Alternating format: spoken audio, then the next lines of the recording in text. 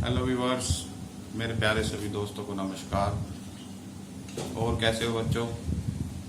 आज मैं आपको बताने जा रहा हूँ संज्ञा, जिसे हम इंग्लिश में कहते हैं नाउन।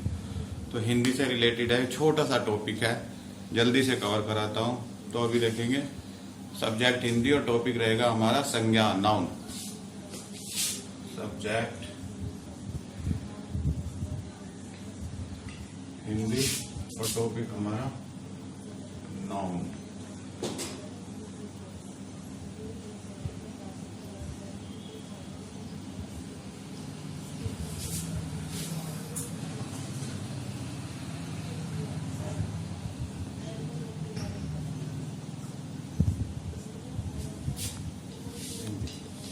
मोस्टली मेरी जो भी वीडियो होंगी वो इंग्लिश मीडियम और हिंदी मीडियम वाले दोनों ही सब्जेक्ट को, जो हिंदी मीडियम में पढ़ रहे हैं उनके लिए भी प्रॉपर कामयाब है, और जो इंग्लिश मीडियम में पढ़ रहे हैं उनके लिए भी पूर्ण रूप से उपयोगी है। और दोस्तों, मैं आपको एक छोटी सी रिक्वेस्ट करूंगा कि पूर्ण रूप से इंग्लिश में समझा पाना या पूर्ण रूप से हिंदी में, क्योंकि किसी भी भाषा को स्पष्ट रूप से बोल पाना बहुत मुश्किल है। तो हिंदी बोलते समय हमारे कुछ शब्द ऐसे होंगे जो इंग्लिश के आ जाएंगे, या इंग्लिश बोलते समय हमारे कुछ शब्द ऐसे होंगे जो दूसरी भाषा के होंगे, किंतु हमारी आम बोलचाल में वो प्रयुक्त हो चुके हैं, तो इसे समझने में हमें कोई भी दिक्कत नहीं होती है। तो पर्टिकुलरली इस चीज को ग्रामर की दृष्टि से ना देख के एक समझने वाली भावना से आप इसे देखें, आपको पूर्ण ज्ञान हासिल होगा। तो ठीक है। दूसरा मैं आपको बताऊं, आप बार बार फोन करके पूछते हैं, व्हाट्सएप पे वीडियो मांगते हैं। आप चैनल को लाइक और सब्सक्राइब कर लें। लाइक और सब्सक्राइब और बेल आइकन को दबाना बिल्कुल ना भूलें, जिससे आपको आने वाली अगली वीडियो पहले ही पता लग जाए और कम से कम असुविधा हो। तो अब जल्दी से अपने टॉपिक पर आते हैं। संज्ञा, नाउन। संज्ञा दो शब्दों से मिलकर बना है, सम प्लस ज्ञा, सम्यक ज्ञान कराने वाला। परिभाषा इसकी क्या रहेगी, अभी लिख देता हूं आपको। किसी वस्तु, प्राणी, स्थान या भाव के नाम को संज्ञा कहते हैं। ये हमारी वन लाइन डेफिनेशन है। वन लाइन डेफिनेशन, किसी वस्तु का नाम, प्राणी का नाम, स्थान या भाव के नाम को संज्ञा कहते हैं। थोड़ा क्लोज ले आएंगे कैमरा। किसी वस्तु, प्राणी, स्थान या भाव के नाम को संज्ञा कहते हैं। अब उदाहरण के लिए मैं आपको बताऊं, जैसे नाम में हो गया आपका कृष्ण, सुदामा। स्थान का नाम हो गया मेरठ, लखनऊ। तो मैं जैसे यहां लिख देता हूं, जैसे राम।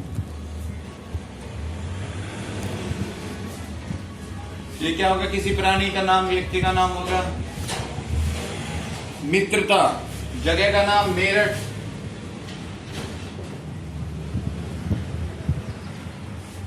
कुर्सी,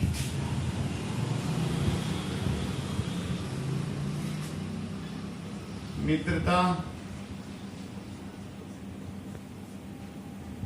आदि। डेफिनेशन में आपने देख लिया, किसी वस्तु, प्राणी या स्थान। देखो, ये आदमी का नाम हो गया, किसी प्राणी का नाम हो गया, ये किसी जगह का नाम हो गया, एक वस्तु का नाम हो गया। ये भाव, फीलिंग, हमारी दोस्ती की फीलिंग, दुश्मनी की फीलिंग, घृणा है हमें किसी से, तो ये फीलिंग, ये भाव वाली बात हो जाती है। स्थान हमारा मेरठ, ये स्थान का नाम हो गया, प्राणी का नाम ये हो गया, वस्तु का नाम ये। तो इस तरीके से संज्ञा, बेसिकली यहां तक की जानकारी संज्ञा के लिए काफी है। थोड़ा आगे अपर लेवल के लिए यदि हम जाना चाहते हैं तो संज्ञा के 5 प्रकार होते हैं। कितने प्रकार होते हैं संज्ञा के? 5 प्रकार होते हैं। पांचों के बारे में थोड़ा छोटा छोटा करके मैं आप लोगों को बता देता हूं। ज्यादा डिटेल के लिए जो बड़ी वीडियो है वो बाद में डाल दी जाएंगी। पहला है व्यक्तिवाचक संज्ञा।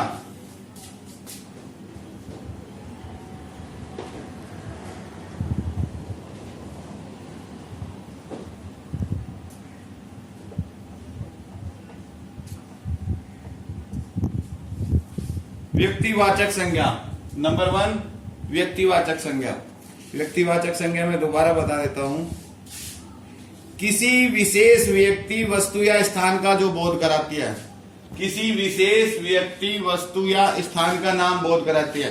विशेष का मतलब जिसे हम सब जानते हो। जैसे मैं कहूं यहां पे व्यक्तिवाचक में श्री नरेंद्र मोदी,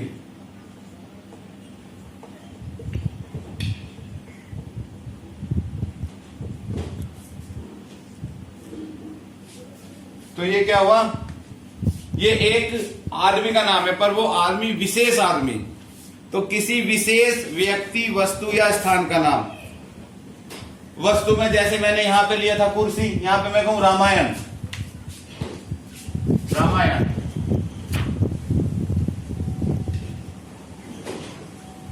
रामायण एक पुस्तक है, पर एक विशेष पुस्तक है। रामायण का नाम सुनते ही हर कोई समझता है।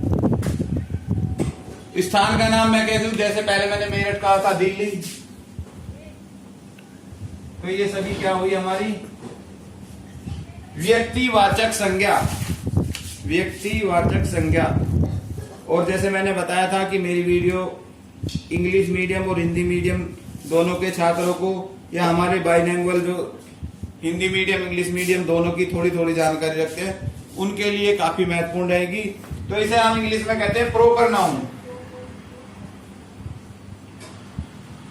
प्रॉपर नाउन, ठीक है। किसी वस्तु, प्राणी, स्थान या भाव के नाम को हम संज्ञा कहते हैं।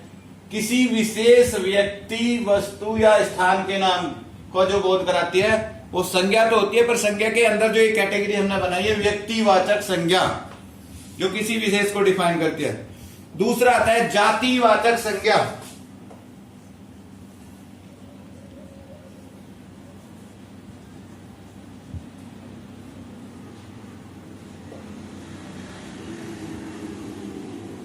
जातिवाचक संज्ञा, जातिवाचक संज्ञा को हम कहेंगे कॉमन नाउन।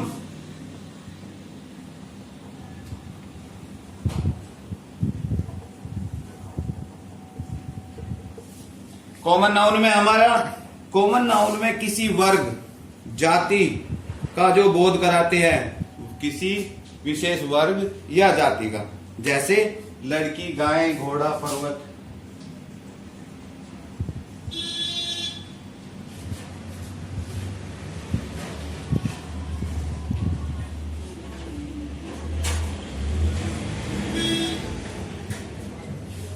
किसी विशेष वर्ग या जाति का बोध होता है। जैसे लड़की से हमें स्त्री जाति का बोध होता है, गाय से हमें पशु का बोध होता है, पर्वत, नगर या गांव। तो ये हो गया हमारा जातिवाचक संज्ञा या कॉमन नाउन। अभी जल्दी से आते हैं हम भाववाचक संज्ञा। भाववाचक संज्ञा या एब्स्ट्रैक्ट नाउन।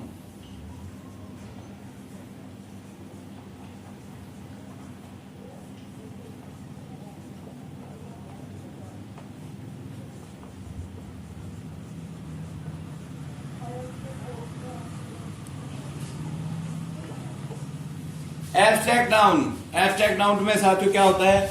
ये हमारा एब्स्ट्रैक्ट नाउन किसी वस्तु, प्राणी या स्थान के गुण या दोष, अवस्था या भाव का जो बोध कराता है वो एब्स्ट्रैक्ट नाउन होता है।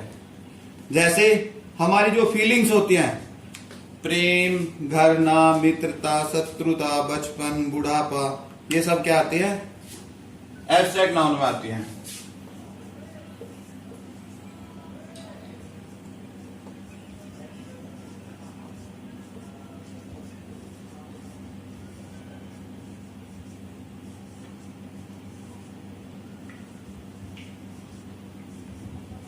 इनसे हमें एक भाव का बोध हो जाता है, तो इसीलिए इसे कहते हैं एब्स्ट्रैक्ट नाउन या भाववाचक संज्ञा। ठीक है, इसकी मैं आपको एक विशेष पहचान बताना चाहूंगा। भाववाचक जो संज्ञा होती है, इसका कोई रूप या आकार नहीं होता।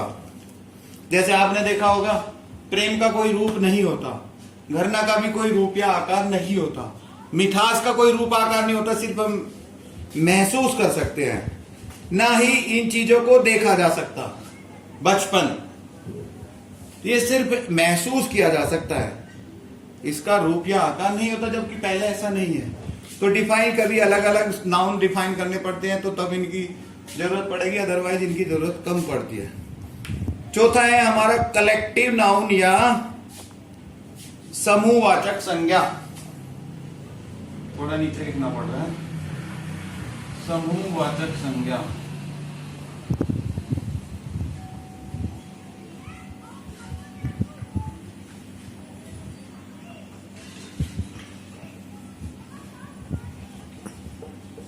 कलेक्टिव नाउन, जैसा कि नाम से यह समूह, इसमें हमें समूह का बोध होता है। समूह, समुदाय, जैसे भीड़, तो इसमें बहुत, एक से ज्यादा, काफी आदमियों के होने का। समाज, दल, जनता, मेला, परिवार, काफिला, सभा, सेना, कक्षा, ये जैसे मैं कहूं सेना,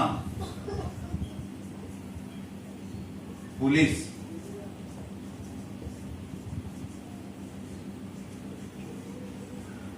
कक्षा। तो इनसे क्या हो रहा, हमें एक समूह का बोध हो रहा।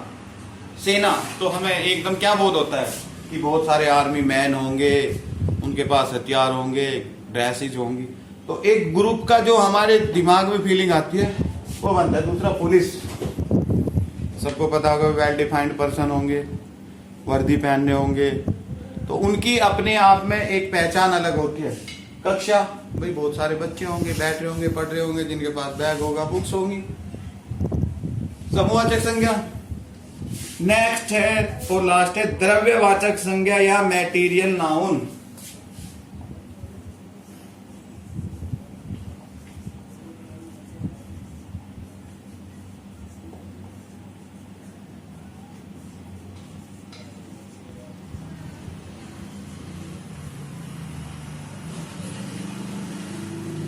मैटेरियल नाउन अर्थात द्रव्यवाचक संज्ञा। द्रव्यवाचक संज्ञा में या मैटेरियल नाउन में मेटल का होता है या विभिन्न प्रकार के द्रव्य, कमोडिटी जो होती है, उनको द्रव्यवाचक संज्ञा कहते हैं। जैसे सोना, चांदी, पीतल, लोहा, गेहूं, चावल, पेट्रोल।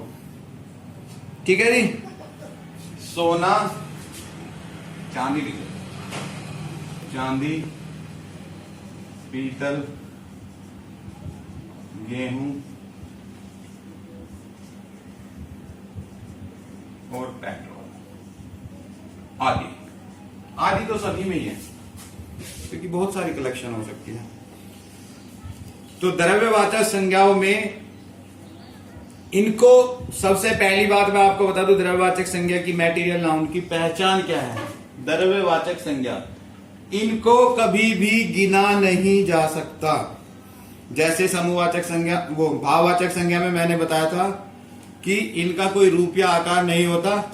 इसी प्रकार से आपको मैं मैटेरियल नाउन या द्रव्यवाचक संज्ञा में बता दूं कि इन वस्तुओं को कभी गिना नहीं जा सकता, सिर्फ नाप और तोल कर सकते हैं, गिन नहीं सकते। 1 2 3 4 5 जो कॉमन यूज में हम करते हैं इनके नापने या तोलने में। जैसे पेट्रोल 2 लीटर, 5 लीटर, 10 लीटर, गेहूं 1 किलो, 2 किलो, इस तरीके से गिन के नहीं लेते। जैसे 12 केले दे दो, 10 केले दे दो। ठीक है जी। द्रव्यवाचक संज्ञाओं का बहुवचन भी कभी नहीं होता है, इनका प्लूरल नहीं होता। जैसे लड़की का लड़किया हो जाएगा, तो कभी भी चांदी का चांदिया नहीं होगा। इनका किसी का भी चांदी, पीतल, गेहूं, पेट्रोल, इनका प्लूरल नंबर यानी कि बहुवचन नहीं होता है। बहुवचन के लिए इनमें कभी कभी थोड़ा बहुत या इस तरीके की, थोड़ी चांदी दे दो, थोड़े गेहूं दे दो, इस तरीके के वर्ड्स यूज होंगे, बट इनका प्लूरल नंबर नहीं होगा। तो ये था हमारा संज्ञा पे लगभग एक छोटा सा टॉपिक। संज्ञा मेनली इसमें इंपॉर्टेंट ये है, किसी वस्तु, प्राणी, स्थान या भाव के नाम को संज्ञा कहते हैं। किसी व्यक्ति, प्राणी, स्थान या भाव के नाम को क्या कहते हैं हम? संज्ञा कहते हैं। जैसे राम, मेरठ, कुर्सी, मित्रता आदि। शॉर्ट में दोबारा बताते हूं, व्यक्तिवाचक में किसी व्यक्ति, वस्तु का विशेष नाम का बोध होता है। जातिवाचक में एक किसी वर्ग या जाति का बोध होता है। भाववाचक में हमारी फीलिंग्स होती है, इनका कोई रूप आकार नहीं होता। और भी समूहवाचक में एक ग्रुप को डिफाइन करता है, एक ग्रुप की तरफ जो बोध कराता है वो समूहवाचक है। द्रव्यवाचक ये मैटेरियल नाउन है, जिनमें मेटल और लिक्विडिटी का जो बोध कराता है। Thank you for all. दोबारा कहूंगा, लाइक, सब्सक्राइब और बेल आइकन जरूर दबाएं। बार बार फोन करके पूछने से आपका भी टाइम वेस्ट होता है और मुझे भी काफी प्रॉब्लम होती है। Okay, bye bye.